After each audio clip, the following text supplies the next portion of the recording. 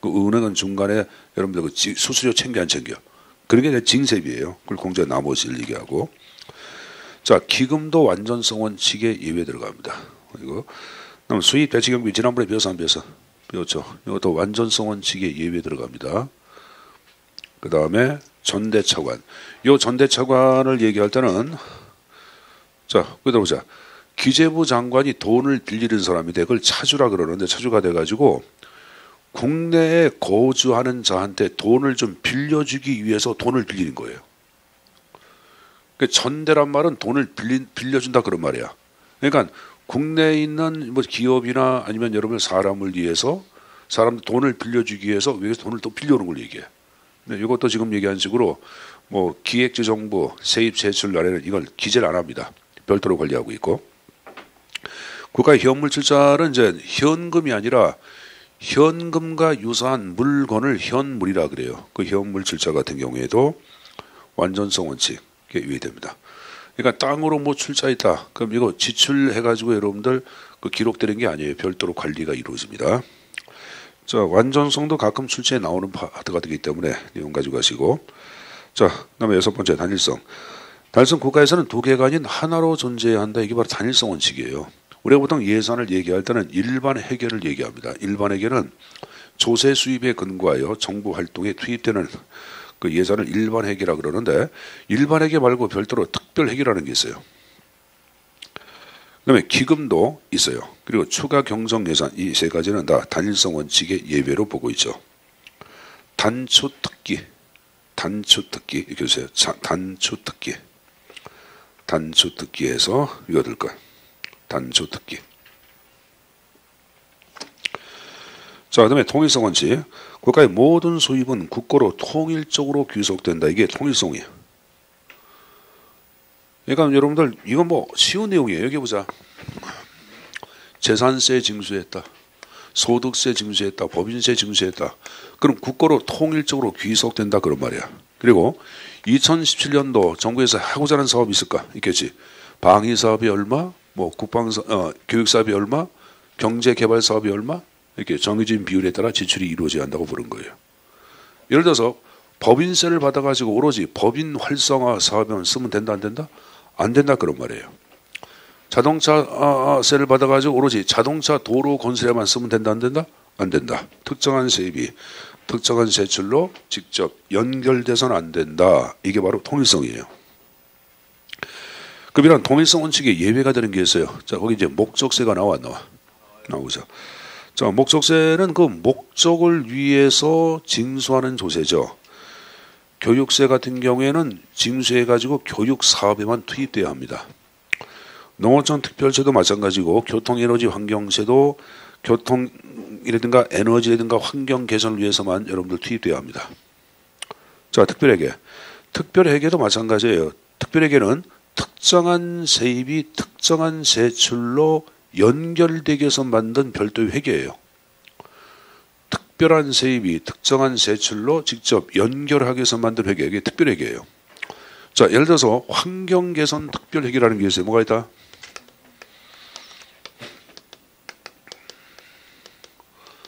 요거 수입원은 여러분들 무슨 개발부담금 들어봤죠?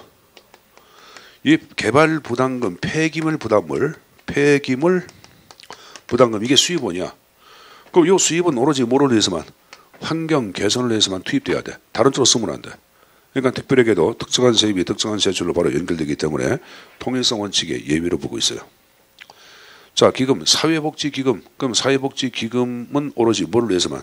사회복지를 위해서만 써야 돼. 그것도 지금 얘기한 통일성 원칙이 예외가 되고, 수입 대치경비. 지금 초과 수입은 초과 지출로 바로 연결된다고 배웠어 안 배웠어?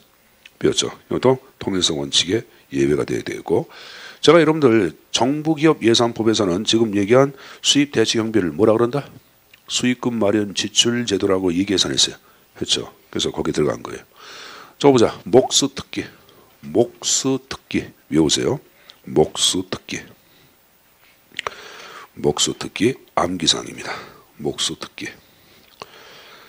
자, 마지막 정확성 원칙을 얘기할 때는 예산의 추계가 가능한 정확하도록 여러분들 예산과 계산 일치해야 한다.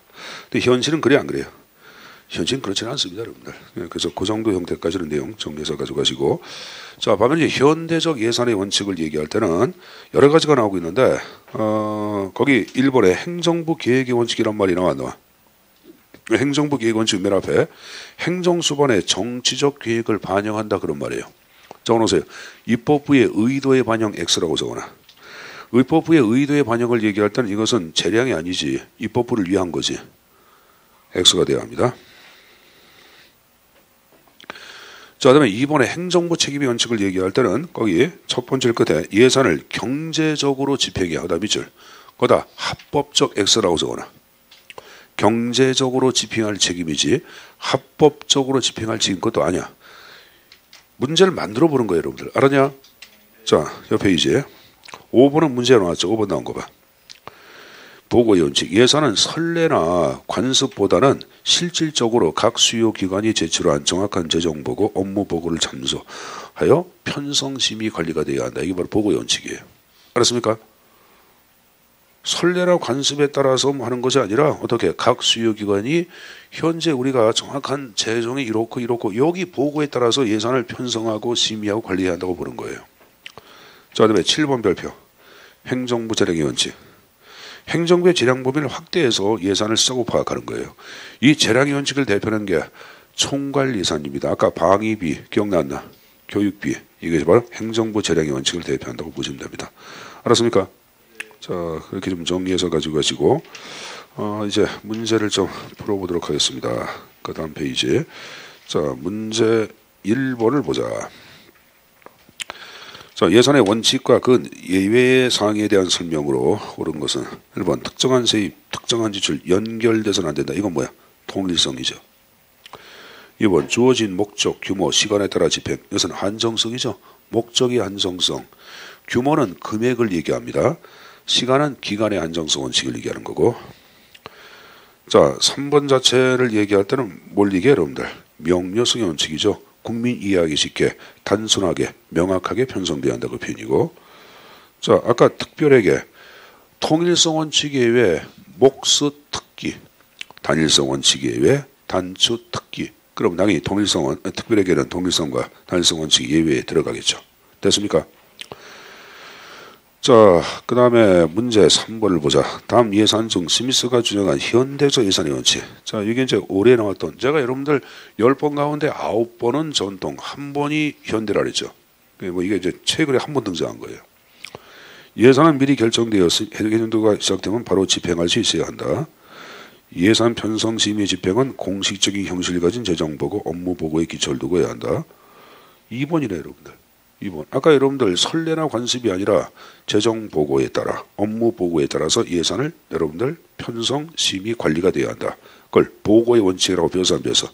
배웠죠. 그럼 정답은 2번이 돼야 되겠네. 자, 문제 여러분들 193페이지. 자, 문제 5번 나온 거 보자. 예산의 원칙의 예외에 대한 설명으로 옳지 않은 거. 계속 이런 문제가 나오네요. 1번, 2번, 3번, 4번 쭉 나왔는데 정답 4번이죠. 목적세는 목수 특기해가지고 통일성 원칙이 예외에 해당되지. 공개성 원칙 예외는 아까 신임예산 기억나? 국방비, 정보비, 외교활동비 등등은 공개성 원칙 예외라고 얘기했고. 한 적을 넘겨보자. 자, 그 다음에 문제 9번 나온 거 봐. 국가가 현물로 출자, 현물 출자. 아까 외국 차관 전대. 이것은 뭐의 원칙 예외? 완전성 원칙 예외. 기출문제야. 9번의 정답 1번입니다. 자, 그 다음에 11번. 예산의 원칙과 그 예외를 연결한 거죠. 옳지 않은 거. 1번 사전의결, 준예산, 긴급재정명령, 선결처분. 이 선결처분은 지방자치단체와 관련된 내용이야. 이게 무슨 말이냐면은, 여기 보자. 워낙은 지방의 의결사항인데, 현재 보자. 도저히 지방에서 의결할 수가 없는 상황이 돼버려서, 그럼 어떡하냐. 단체장은 만약 이걸 의결하지 않으면 주민의 생명과 안전 재산을 보호할 수가 없어. 그러면 지방의회가 의결하기 전에 미리 결정, 선결, 처분합니다. 그게 선결 처분이야. 그 나중에 의회 가서 통보해. 네가 할 거 내가 선결 처분했다. 그래서 의회에서 승인하면 건 효력이 계속 가는 거고, 만약 의회에서 그것을 인정하지 않으면 그때부터 효력이 상실돼. 그래서 선결 처분은 의회의 의결이 있기 전에 하기 때문에 사전 의결의 원칙이 예외로 보고 있는 거예요. 1번은 맞는 거예요. 2번 계속비는 기간의 한정성, 이용은 목적의 한정성, 2월 기간의 한정성. 맞죠? 단수 특기인데 3번은 목적세 때문에 틀렸네. 몇 번? 3번 정답. 자, 넘겨서 14위. 자, 갈등이 14위예요. 이건 뭐 출제 논점이 크다고 봐야 되겠죠. 자, 일단은 갈등의 그 원인 자체를 묻는 것들도 가끔 나오거든요. 그래서 그 원인 나온 거 봐. 분업의 구조. 지나친 분업 자체를 얘기할 때는 부서간 할거지를 야기하네. 해서 갈등을 이야기하겠고, 자원이 희소할 경우에도 그 자원을 갖고 서로 싸움질을 해야 하네. 하겠죠. 자, 3번의 별표. 업무의 상호 의존성. 업무의 상호 의존성. 너는 너대로 나는 나대로 이럴 때는 갈등은 없어요. 근데 업무가 서로 의존되어 있는 경우. 이럴 때 여러분들 A 업무가 처리가 안 되면 B 업무에도 지장을 줘 안 줘? 주는 거 아니야. 그럴 때 서로 갈등을 이야기할까 말까 하겠지. 그러니까 상호 의존성이야. 뭐 개인의 성격, 가치관, 전문 능력, 지식의 차이, 갈등을 이야기한다고 봐야 되겠죠. 됐습니까? 그 형태 가지고 가시고, 자, 이 페이지에 맨 위에 갈등에 관한 견해가 나오는데, 자, 고전과 신고전과 행태, 그리고 현대적 갈등과 네 가지가 나오고 있을 거예요. 자, 고전적 갈등과는 저기 들어보자. 고전은 조직의 형태를 기계적 구조로 해석을 해야 해. 그럼 기계는 감정이 있어 없어? 무슨 갈등이 있어? 그래서 고전에서는 그래서 갈등을 인식을 안 해 못했습니다. 갈등 인식 부재론이에요. 자, 신고전 자체를 얘기할 때는 갈등 자체를 인식을 하는데 갈등은 무조건 나쁘다고 생각했습니다.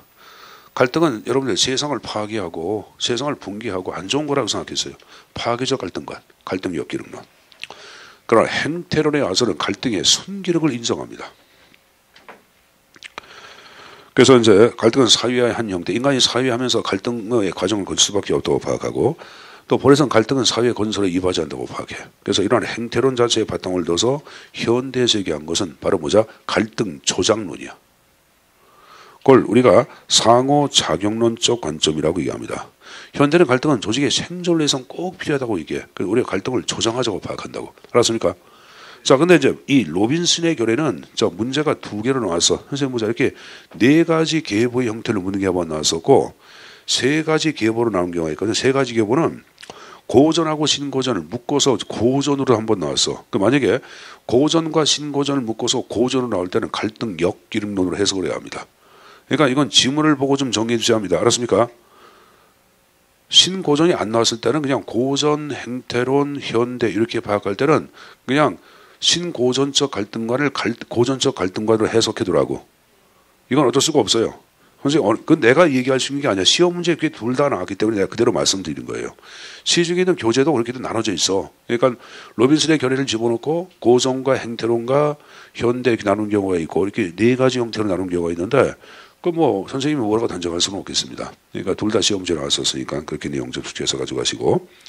그리고 맨 밑에 토마스가 파악한 갈등의 해결 전략 나온 거 있지. 이것도 의외로 시험 문제에 많이 나와. 그래서 거기 여러분들 네 가지 형태가 쭉 나왔는데 단정, 협조, 비단정, 비협조 네 가지가 나오죠. 자, 회피를 얘기할 땐 여러분들 비단정, 비협조야. 그래서 이것은 갈등이 아주 사소할 경우는 그냥 회피로 끝나는 거예요. 갈등이 사소하거나 시간적인 좀 여유가 없다 그러면 회피로 끝나버립니다. 자, 수용은 나의 잘못을 인정하고, 그죠? 아니면 상대방과 화합할 때는 내 거를 포기하고 타인 걸 수용을 해야 하네. 그게 수용이에요. 근데 중간에 타협 나오죠. 극단적인 전략을 피하는 것이 바로 타협이야. 타협은 자, 거다 적어보자. 동등한 권력 보유. 당사자 간에 동등한 권력을 보유할 경우, 마찬가지로 시간적인 여유가 없을 경우 이럴 때는 타협입니다.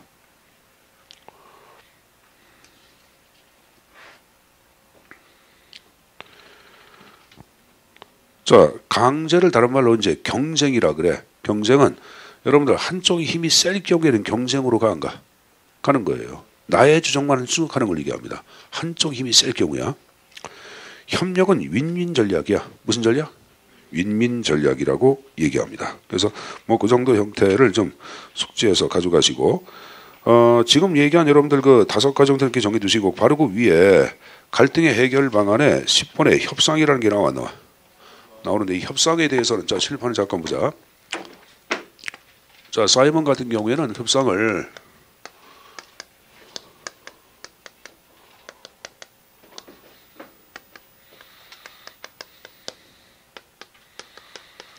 통합적 협상하고 배분적 협상 두 가지 용어로 나누고 있어요.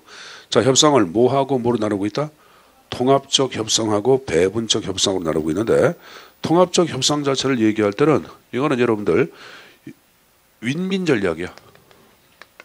너도 도움되고 나도 도움되는 전략. 이게 바로 뭐 통합적 협상 전략이라고 얘기합니다. 알았습니까? 근데 배분 전략 자체를 얘기할 때는 한쪽은 플러스고 한쪽은 마이너스가 되는 여러분들 협상을 얘기합니다. 한쪽은 희생이 되고 한쪽은 이익이 되는 협상. 이게 배분적 협상이 들어가는 거예요. 그러면은 197페이지 하단에 그 5가지 형태가 나왔죠. 그러면 물어보자. 통합적 협상과 관련된 건 뭐야? 협력이고 배분적 협상은 뭐하고 뭐 강제나 수용이 돼야 되겠지. 됐냐? 그렇게 내용 숙지해서 가지고 갈까. 자, 그거 봤으면은 199페이지. 자, 공공 갈등의 해결 기제가 나오고 있는데, 자, 공공 갈등의 해결 기제는 두 가지가 있어요. 전통적 분쟁 해결 방식이 있고 참여적 분쟁 해결 방식이 있는데, 전통적 분쟁 해결, 관료적 해결은 여러분들 계층제 상관 명령 갖고 하는 걸 얘기해요. 상관의 명령 갖고. 그 다음에 대통령의 정치적 결단 갖고 해결도 해야 하는 거고, 그리고 안 되면 여러분들 어떻게 법원에 소를 제기하네. 이게 사법적 방법을 얘기합니다. 지금 여러분들 청와대하고 여기 보자 일반 국민들 사이에 그리고 그 국회 사이에 갈등이 굉장히 심하지. 그 헌법재판소에 탄핵 소추 올려 안 올려? 올리는 거예요, 여러분들. 이런 게 다 사법적 해결 방법이 들어가는 거예요. 근데 이제 옆에 참여적 분쟁 해결 방식 자체가 나오고 있는데 이 참여적 분쟁은 참여를 토대로 해결하는 거예요. 근데 두 가지가 있어요. 수기적 분쟁 해결이 있고 대안적 분쟁 해결이 있는데 수기적 분쟁 해결 방식은 이해관계가 직접 없는 일반 시민이 주체가 돼서 해결하는 방법을 얘기합니다. 이를 대표하는 게 바로 시민 배심원제야. 자, 시민 배심원제를 얘기하던 여러분들 미국에서 1974년도에 등장을 해. 자, 옆 페이지 밑에서 두 번째 줄 나온 거 봐. 제퍼슨 센터라는 게 나와죠. 37년도 국가의료보건 계획에 대해 이때 이제 시민 배심원제가 이제 공식적으로 등장을 합니다. 등장을 하고 우리나라 같은 경우 2004년도 북구에서 울산시 북구에서 시민 배심원제 자체에 근거하여 민간 갈등을 해결한 적이 있습니다. 그러니까 이 시민 배심원제를 얘기할 때는 수기적 분쟁 해결 방식이야. 자, 옆에 보자. 대안적 분쟁 해결 방식은 이해 당사자가 주체가 돼가지고 해결하는 걸 얘기해요. 서로 만나서 조정도 하고 협상도 하고 중재하는 것들. 이걸 대안적 분쟁 해결 방식이라고 얘기합니다. 자, 뭐 그 정도까지 정리되는 게 낫겠죠. 자, 그거 봤으면은 그 다음 페이지에 자, 문제를 좀 풀어보겠습니다. 자, 맨 위에 문제 1번 나온 거 보자. 조직의 갈등 관리에 관한 설명으로 옳지 않은 걸 이렇게 놓았어요. 자, 1번에 통합적 협상은 자원이 제한되어 있어 제로섬 방식을 기본 전제로 하는 협상. 여기 보세요. 통합은 윈윈이라 그랬죠. 제로섬 뭐야? 플러스 마이너스가 바로 제로섬이지. 그러니까 아까 얘기한 배분적 협상이 돼야 되겠지. 그러니까 1번은 무조건 잘못됐습니다. 자, 2번 수평적 갈등 목표의 분업 구조. 아까 과업의 상호 제한된 자원. 아까 얘기한 게 나왔네. 그죠, 여러분들? 2번 나왔고. 집단 간 목표 차이로 인한 갈등 해결은 상위 목표를 제시하거나 계층제 또는 권위를 이용하여 해결할 수 있다. 이렇게 나오고 있고. 자, 문제 2번 나온 거 보자. 갈등 관리 상황 중 자기와 상대 이익을 만족시키는 의도가 다 높을 때 제시가 되는 갈등 해결. 너무 쉽네. 뭐예요? 협력을 협동이라고 그러죠. 5번이 정답이고. 자, 문제 3번도 보자. 갈등에 대한 설명으로 옳지 않은가? 1번. 갈등은 양립할 수 없는 둘 이상의 목표를 추구하는 상황에서도 발생할 수 있다. 2번. 고전 갈등을 중요하게 고려하지 않았다. 3번. 행태론 모든 갈등이 조직 성과에 부정적 영향을 미침으로 제거. 행태론은 갈등의 순기능론 입장이죠. 갈등은 사회 건설을 이바지한다고 했고 사회한 형태이겠지. 그러니까 3번은 무조건 잘못된 거고. 4번의 현대는 갈등 조작론의 입장이라고 배워서 안 배웠어? 배웠죠. 자, 문제 4번 나온 거 봐. 갈등이 발생할 수 있는 소지가 가장 적은 것, 자원 희소할 때. 3번에 개인 사이의 가치관 격차가 심할 때. 4번 분업구조. 자, 2번 같은 경우에는 여러분들 거기 끝에 상호 의존성은 맞지만 앞에 업무의 일방향 집중형 이것 때문에 틀린 거예요. 업무의 일방향 집중형 자체를 얘기할 때는 다른 것을 의미하는 것이 아니라 수직적 계층 구조를 얘기하는 거예요. 뭘 얘기한다? 수직적 계층 구조. 여기 보자. 계층 구조는 모든 권한이 꼭대기에 집중돼 있어 안 돼 있어? 여기에 근거해 지시를 내려 안 내려? 내리죠. 명령 구조 자체에 지시를 내리기 때문에 이건 수평적으로 어떤 갈등의 현상 자체는 상대가 없다고 봐야 합니다. 알았습니까? 위에 찍어 내리기 때문에. 알았어요? 그래서 요거는 3번은 뒤에 건 맞지만 업무의 일방향 집중형 이것 때문에 틀린 거예요. 고영다른 점 숙제에서 가져가시고. 됐습니까? 거기 밑에 해설이 좀 잘못해서 거기 밑에 해설 밑에 세 번째 끝에 업무의 일방향 집중형 상호 의존성은 빼버리고 이 강할 땐란 수직적 계층 구조나 위계 질서가 강할 때를 의미한다. 됐습니까? 됐어요? 서한의 권력의 차이는 갈등을 그렇게 야기할 리가 없겠죠, 여러분들. 그 권력이 비슷할 때 갈등을 야기하는 거고. 자, 그거 좀 숙제해서 가져가시고 그 다음 페이지. 자, 어딜 보냐 하면은 자, 문제 6번 보세요. 6번에 조직 내의 갈등 관리에 대한 설명으로 옳지 않은 것, 고전적 갈등의 유해성을 주목하고 해소한 것. 이건 맞을 수도 있고 틀릴 수도 있다고 계산했어요. 했죠. 보자. 2번에 행태주의, 갈등의 조직 발전의 원동력. 여러분 여기 보자. 갈등 관리 이론에다가 밑줄. 갈등 관리. 갈등은 갈등을 잘 관리해서 조정하자고 파악하는 게야. 그럼 갈등을 잘 관리해서 조정하다는 것은 행태론이야, 현대야? 현대야, 현대. 행태론 자체는 갈등의 순기능만 인정할 뿐이지 갈등 관리를 얘기한 건 아니에요, 여러분들. 알았어요? 그래서 거기 갈등 관리 이론은 갈등의 조직 발전이 원데 이것은 현대적 갈등관으로 바꿔놓으셔야 합니다. 3번, 4번. 로빈스 전통주의, 행태주의, 상호적임주의 이렇게 세 가지로 파악할 때 1번 패는 그래도 맞다고 봐야 되겠죠, 여러분들. 알았습니까? 로빈슨의 결연자가 고전과 신고전으로 구분하기도 하고 신고전과 고전을 합해서 정리하는 경우도 있다고 계산했어요. 했죠. 그 4번은 여러분들 전통주의자가 바로 뭐야? 고전을 얘기하는 거 아니야? 그래서 세 가지 형태로 봤기 때문에 1번은 신고전을 포함하고 있는 개념으로 이해해 두시고 만든다고 봐야 되겠죠. 자, 문제 여러분들 7번 문제. 7번은 여러분 계속 문제가 나왔잖아. 여기 봐봐. 5번도 나오고 7번도 나오고 그 앞에 봐봐. 2번도 나오고 뭐 계속 나왔기 때문에 이건 여러분이 잘 할 거예요, 여러분들. 알았습니까? 그건 생각하고 자, 문제 8번을 보세요. 자, 조직의 통합 및 조정 방법. 자, 16년도 국가직 문제는 골 때릴 문제가 진짜 많이 나왔어요. 그래서 아마 그동안 여러분들 7, 9급 시험 문제 가운데 가장 통합해서 어렵게 나온 게 16년도 국가직이야. 진짜 어렵게 나왔어요. 근데 문제 낸 사람이 이상한 새끼가 문제를 했는데, 근데 이제 여러분, 그러니까 여러분들이 작년도에 행정학 시험 보고 난 다음에 보통 행정학을 너무 어려워 해서 선택 안 한 사람이 있는데 올해는 100% 쉽게 나와. 100%. 그럼 작년에 문제를 낸 사람은 여러분들 많이 여러분들 욕을 얻어먹었다고. 욕 많이 할 거예요. 뭐 개새끼를 문제를 낸 사람도 있겠고 학회 나가서도 선생님이 요새 학회를 못 나가서 모르겠지만 분명히 학회에서도 문제 10년도 문제 낸 사람은 문제 모르지만 이렇게 해가지고 행정학 공부하겠냐 학회 또 나와.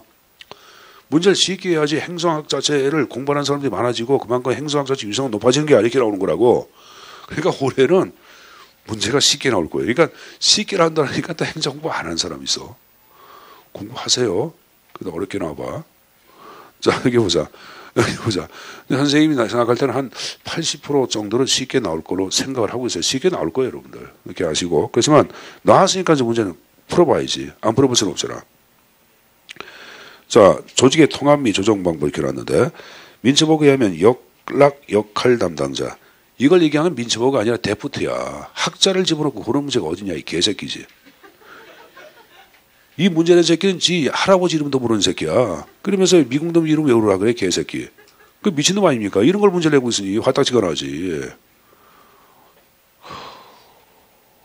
여러분 한 장을 넘겨보세요.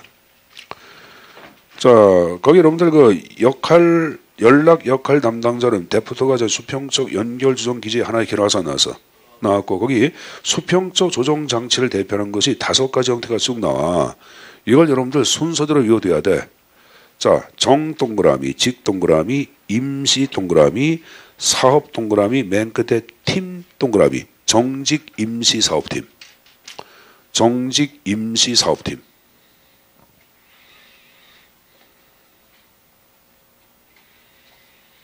정직 임시 사업팀.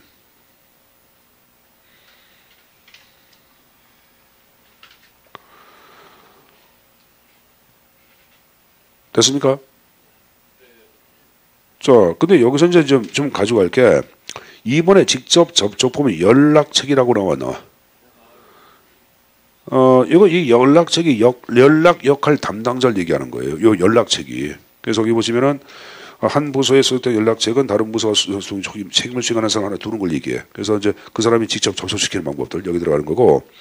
그다음에 3번 봐봐. 임시 작업단에 뭐가 나왔어요? 타스크포스가 나왔어요. 타스크포스. 근데 이 타스크포스하고 혼동을 많이 하는 게 쌍가루 5번 봐봐.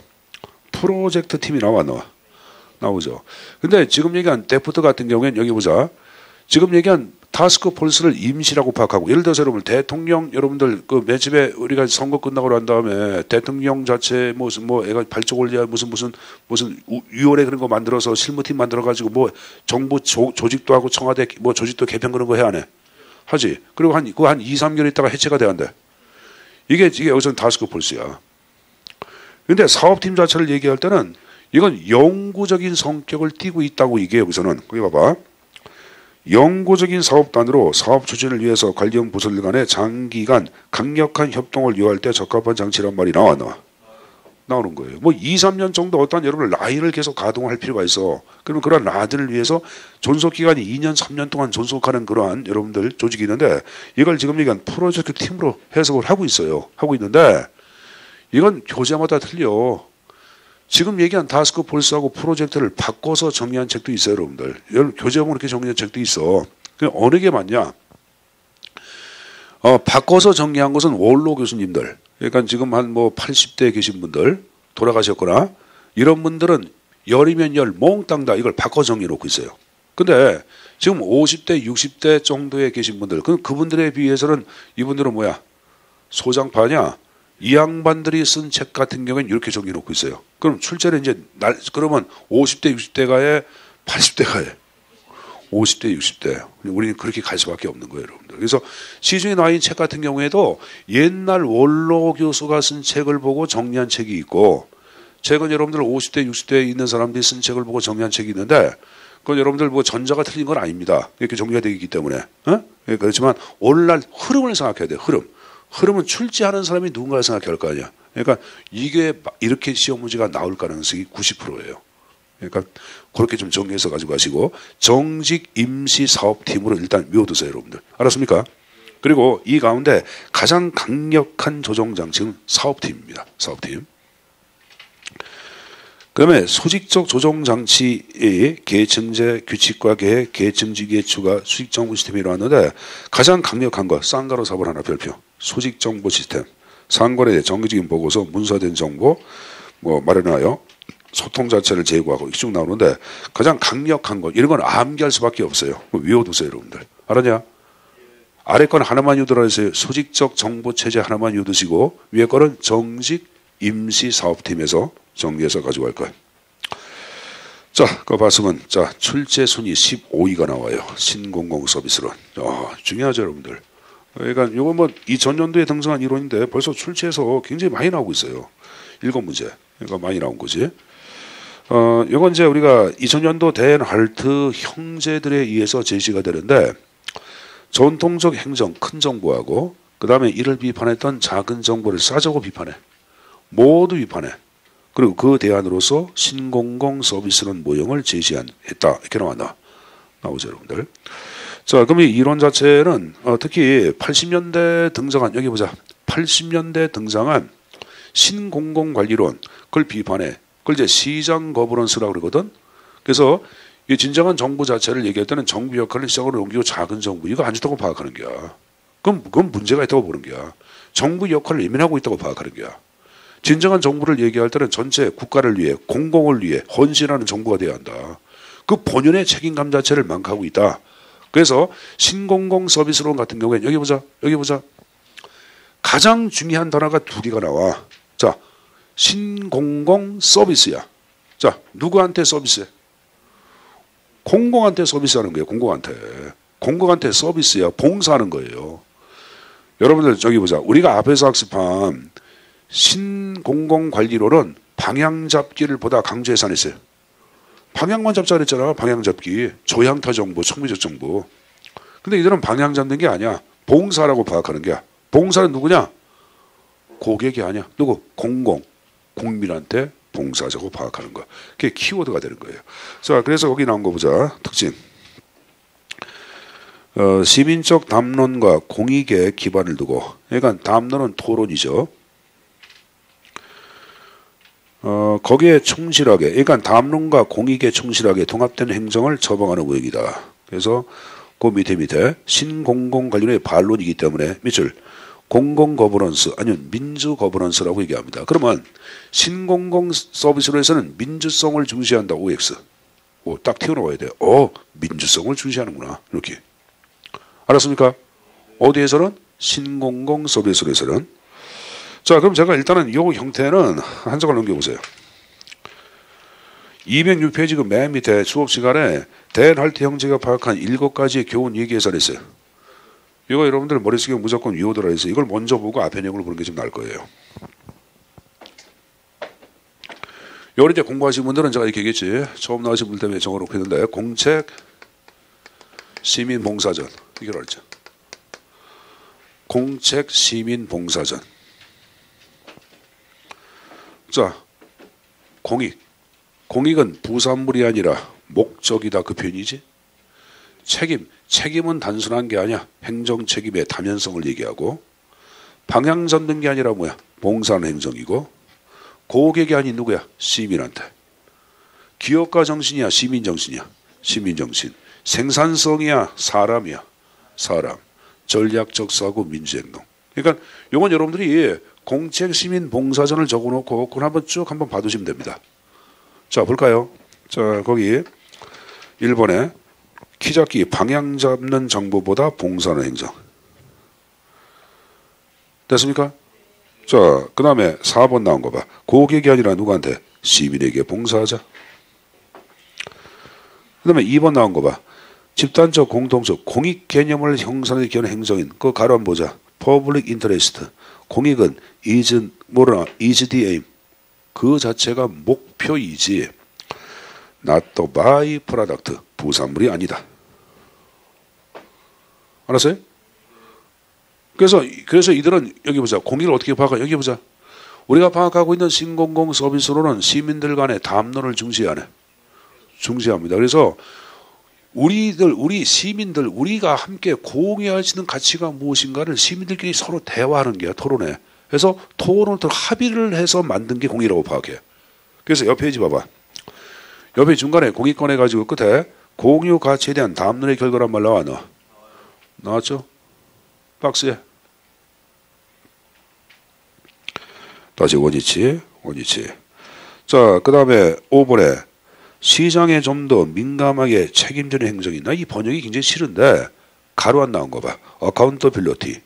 이게 행정 책임이야. isn't simple. 단순한 게 아니야. 자, 거기 들어보자. 한번 보자. 80년대 신공공관리로는 정부 역할을 시장으로 넘겨야 할 책임을 강조해서 했어요. 80년대 신공공 하나밖에 없어. 야, 정부의 역할을 시장으로 넘기고 시장 모습 벤치마킹하자. 그걸 시장 지향적 책임이라 그래. 근데 이 신공공 서비스는 야, 책임 그렇게 단순한 게 아니야. 행정 책임은 법을 준시할 책임도 있고 정치 규모에 따라서 행동해야 할 책임도 있고 지역 공동체에서 헌신할 책임도 있어 없어? 있죠. 자, 옆 페이지 봐봐. 옆 페이지에 밑에 네 번째 책임의 다면성이란 말이 나왔노. 법, 지역 공동체 같이 정치 규범, 전문적인 지식이나 기술에 따라서 행동해야 할 책임 다양한 걸 갖고 있는 것이 행정 책임이라고 파악하는 거예요. 알았냐? 내가 방금 전에 신공공관리는 뭐라 했어요? 시장 지향적 책임이라고 얘기해서 했어요. 했죠. 이해했습니까? 그거 좀 가져가야 되겠고. 자, 그 다음에 여러분들 우측에 6번에 나온 거 봐. 생산성보다는 사람이 중요하고 7번에 기업가 정신보다는 뭐가 중요해? 시민정신 중요하고 옆에 이제 다시 3번에 생각은 전략적으로 전략적 사고 민주행동이 나온 거예요. 여러분들. 그래서 그 형태들은 다 숙지해서 내용을 좀 가져가시고 다시 앞 페이지 봐봐.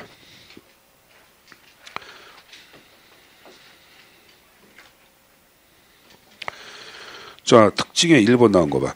일단은 전통적 행정을 비판합니다. 전통적 행정이 지나치게 정치인 중립, 너무 집권적, 폐쇄적 관료제. 폐쇄란 말은 국민의 의견을 고려하지 않았다? 고려하지 않았다. 하향적 통제, 위에서 찍어내리는 명령, 그걸 얘기하는 거예요. 그리고 정책 집행 기능을 역설로 했고 능률을 강조하면서 시민에 대한 민주봉사, 시민의 적극적인 참여 이거 지원 못했다 비판했고 그다음에 신공공관리는 역시 여러분들 나온 거 보자. 기업 경영 방식 그다음에 방향 잡기만을 강조, 정부 축소만을 강조하다 보니까 지나친 시장 지향적 기업을 강조했고 정부의 소유자인 시민을 모로 고객으로 전락시켰다. 그래서 이에 대한 비판으로 등장한 것이 바로 뭐다? 신공공 서비스론이다. 이렇게 나왔죠. 자, 이론적 토대 나온 거 봐. 자, 기억본에 민주주의론에 각각한 공동체 이론과 시민사회 모델. 선생님, 그 공동체 이론은 뭡니까? 90년대에 등장한 좌파적 공동체 바로 뭐야? 신국정 관리론. 그것도 여기에 한 사상의 바탕을 형성한 게야. 똑같은 건 아니에요, 여러분들. 똑같은 게 아니라 그 일부가 여기에 반영된 거예요. 특히 여러분 여기 보자. 공동체주의에서 강조한 것은 담론을 중시하네. 하지, 그런 담론 자체를 여기서 거기서 따온 거예요. 따온 거고. 그 다음에 시민사회 모델은 뭘까요, 여러분들? 시민사회 모델은 뭐야? NGO 같은 경우가 여기 들어가는 거예요. NGO 같은 경우. 그럼 NGO 같은 경우는 여러분들 시민단체들이 정부의 의사결정에 직접 참여를 해야 해. 참여하잖아. 그런 걸 얘기하는 거예요. 그 다음에 니은번에 조직인본주의. 조직인본주의는 뭐야? 조직이 존재하는 가장 큰 이유는 누굴 위해서? 인간을 위해서. 그게 조직인본주의예요. 조직이라는 것은 인간 본위의 집단이 돼야 한다. 그게 조직인본주의야. 쉽게 얘기하면은. 신행정론, 포스트 모던 이론 배웠어 안 배웠어? 배웠죠. 그 다음 봐봐. 미음번에 대의민주주의, 헌정주의에 대한 반론으로 등장한 담론. 자, 현생 보자. 대의민주주의는 뭘 얘기해? 대의민주주의는 쉽게 뭐야? 간접민주주의가 뭐야? 헌정이론은 뭐야? 헌법에 명시된 정치 이념에 따른 행정을 얘기하는 거예요. 그 헌법에 명시가 된 각종 여러분들 그 어떤 식으로 여러분들 국가를 운영하나 이게 나와. 그러면 대한민국의 헌법에서 운영하는 것은 대의제야, 직접민주야? 대의제 아니야. 대통령 뽑아놓고 국회의원 뽑아놓고 대의제 아니야. 그러니까 헌법에서 얘기한 모든 것이 맞는 건 아니라고 파악하는 거야. 지금 헌법에 근거하여 대통령 자체를 여러분들 뭐 책임을 물을 수 없다. 웃기는 개소리야. 모든 시민들이 여러분들 담론을 토대로 현직 박근혜 자체를 내릴 수가 있다 없다? 있다. 그게 담론을 강조한 거예요. 왜? 이 나라 이 세상의 주인은 누가 되기 때문에? 국민이 되기 때문에. 박근혜 대통령은 여러분들 이상으로 오방오신가 거기 취임했고 우주가 우리한테 은혜 준다 그러잖아. 사교를 믿는 이상한 사람 아니야. 내가 보기에는 난 정신적으로 그 사람이 굉장히 좀 문제가 많다는 걸 진짜 내가 느끼거든. 그러니까 뭐 심리학자들 자체가 여러분들 여러 가지로 가져오래. 그래. 그래서 지금 심리 상태를 얘기할 때 굉장히 초조할 것이다. 그리고 어떤 사람은 화가 나고 배반감을 느끼고 있을 거다. 또 어떤 사람을 얘기할 때는 얘기하는 게 아니야. 사이코패스 같이 그냥 어떠한 영향도 받지 않고 그냥 즐기고 있다. 여러 가지를 가정을 해. 근데 그 가정을 통합해본 결과 하나는 뭐냐? 박근혜는 미친. 좁다. 이걸 우리는 뭐라 하냐? 가정 분석이라 그래. 현재 보자. 제3적 요리 배워서 안 배웠어? 제3적 요리가 뭐야? 잘못된 문제인지는 왜곡된 목표를 설정한다. 그러면 문제를 올바르게 정의를 내리면 3적 요리를 방지할 수 있어 없어? 문제를 올바로 정의내는 것을 문제의 구조라 그러고 이 구조화의 방법 가운데 하나가 가정 분석이라는 게 있어. 뭐가 있다? 가정 분석. 그럼 여러 가지의 대립된 가정 자체를 통합해서 결론을 내리는 걸 내가 지금 얘기한 식으로. 왜 파리가 왔다리 갔다리 그러죠. 자, 어쨌든 간에 지금 얘기한 거, 그 다음론, 이런 것이 이론적 바탕에 해당된다고 보시면 되겠고, 신공공성 인식 기반, 실증지, 해석학, 비판 이론, 후기, 근대주의를 다 포괄해. 그러니까 다양한 지식을 포괄한다고 보는 거예요. 그러니까 여러분들이, 선생님, 실증주의는 행태론이고, 아닙니까? 이것도 바탕을 두고 있는 거예요. 그러니까 다양한 모든 지식을 바탕으로 하고 있다고 보면 돼. 모든 지식을 바탕으로 하고 있다. 그걸 적어놓은 거예요. 적어놓은 거고. 그 다음에 공익에 대한 입장은 아까 얘기한 식으로 공익과 죄는 담론으로 해석을 해야 해. 하고 있죠, 여러분들. 자, 정부 역할 자체, 여러분들, 봉사자 얘기했죠? 자, 그 다음에 7번에다가 별표 두시는데 7번에 두 번째로 한 거 봐. 신공공관리론에서는 개인 및 비영리 기구를 활용해 조직 목표 달성 기재 유인 체제 창출의 역점. 그들을 토대로 정부 역할을 대신하고 민간 위탁도 하고 그래 안 그래? 그러잖아. 근데 신공공 서비스는 그것이 아니라 그들과 뭐를 만들어? 연합을 하는 게 연합. 그러니까 이건 바로 뭐야 여러분들? 90년대 이 신국정관리론 공동체 이론을 인용을 한 게 안 한 게? 한 거죠 여러분들. 자 8번에 행정책임 얘기했고, 자 9번에 규범적 모양 아까 얘기했죠. 전략적 사고 민주적 행동 얘기 예산에서 했죠. 그거 나온 거고. 그다음에 10번에 시민 인식에 대한 변화 나왔는데 네 번째 줄 나온 거 보자. 신공공관리론 고객. 신공공서비스는 뭐로 해서 그래? 주인으로 해석을 한다. 알았습니까? 자, 그 다음에 여러분들 12번 별표 행정재량. 자, 첫 번째 줄 끝에 신공공관리론에서는 넓은 재량 허용이에요. 넓은 재량이에요. 근데 신공공서비스는 재량이 필요하지만 모르나? 재량에 따른 제약과 책임이 수반돼야 한다. 이걸 강조해. 알았습니까? 자, 그리고 이제 거기 안 나온 게 옆에 이제 하나만 더 볼게. 밑에 두 번째 줄 봐봐. 조직 구조. 신공공관리로는 거기 보자. 기본적 통제만을 전제로 한 분권화된 조직이란 말이 나와. 공짜 빼버리세요. 헷갈리니까. 분권화된 조직. 기본적 통제만을 전제로 한 분권화된 조직. 이렇게 나서 안 나왔어? 나왔죠. 근데 여기는 공유된 리더십을 갖춘 협동적 구조란 말 나와. 이게 무슨 말인지 이해해요? 무슨 말이에요? 공유된 리더십이 뭐야? 10명이 다 스스로 리더가 되는 거예요. 다 리더로서의 책임을 같이 느끼는 걸 얘기해요. 제가 리더니까 제가 책임져야지. 이게 아니라 10명, 20명이 몽땅 다 스스로가 리더로서 느끼고 리더로서의 책임감을 느끼는 걸 얘기해요. 협동적 구조. 됐습니까? 그러니까 이 형태의 표현들은 다 숙제에서 가져가십시오. 자, 그 다음 페이지 보자. 자, 문제 1번을 볼까? 행정 이론에 대한 설명으로 옳지 않은가? 여러분, 행정관리론에서는 계획과 집행을 분리하고 권한과 책임을 명확히 규정할 것을 강조하고 있다. 행정관리설은 자 물어보자. 여기서 계획은 정책 결정이야. 그러면 행정이 정책 결정과 집행을 다해 집행만 해. 집행만 한다. 그래서 계획과 집행을 분리하고 그런 말을 쓴 거예요. 그리고 여러분들 행정관리에서는 여기 보자. 역관주의의 문제점을 해결하기 위해 등장한 게 안 게야. 한 거죠. 그래서 정치로부터 행정의 고유한 독립된 영역을 강조해야 하네. 강조하죠. 그래서 독립된 고유한 영역, 권한과 책임이 명확하게. 그래서 1번 표현을 만든 거예요. 1번 질문 이해했어요? 자, 2번. 신행정론. 요거는 여러분들 우리 70년대의 미국적 상황을 배경으로 등장한 거 아니야. 약자를 위한 정부 역할, 흑인을 위한 정부 역할, 현실 문제 해결 등등을 강조하네. 하죠. 그러니까 2번은 맞지. 자, 3번 뉴 거버넌스. 공공서비스의 활발한 수동 수평적 합의 네트워크 총무회자 정부 역할. 4번 신공공 서비스론. 시민을 주인이 아닌 고객이 아닌 주인이야. 정답 몇 번? 4번의 답의 형태 체킹. 됐습니까? 자, 문제 3번을 보세요. 3번. 신공공 서비스의 기본 원칙에 대한 설명으로 틀린 거야. 옳지 않은 것. 1번에 관리의 역할 중요성은 그들의 공유된 가치를 표명하고 그것을 충족시키도록 도와준다. 맞죠? 공유된 가치는 제가 지금 공유의 가치는 다음론의 결과가 공익이라 했으니까 1번 표를 맞춰봐야 되겠지. 2번. 과거에는 이런 시장 지향적 책임이었으나 이제는 그게 아니라 헌법, 법력, 지역가치 다양한 책임의 다면성 기억난다. 그 2번은 표현 맞는 거고. 3번. 예산 지출 위주의 정부정 방식 탈피하여 수입 확보. 돈을 벌 목적으로 그런 말 아니야? 돈을 벌고 수익을 내자 그거 아니야? 그럼 뭐야? 신공공관리론이죠. 자, 우측에 문제 4번을 보세요.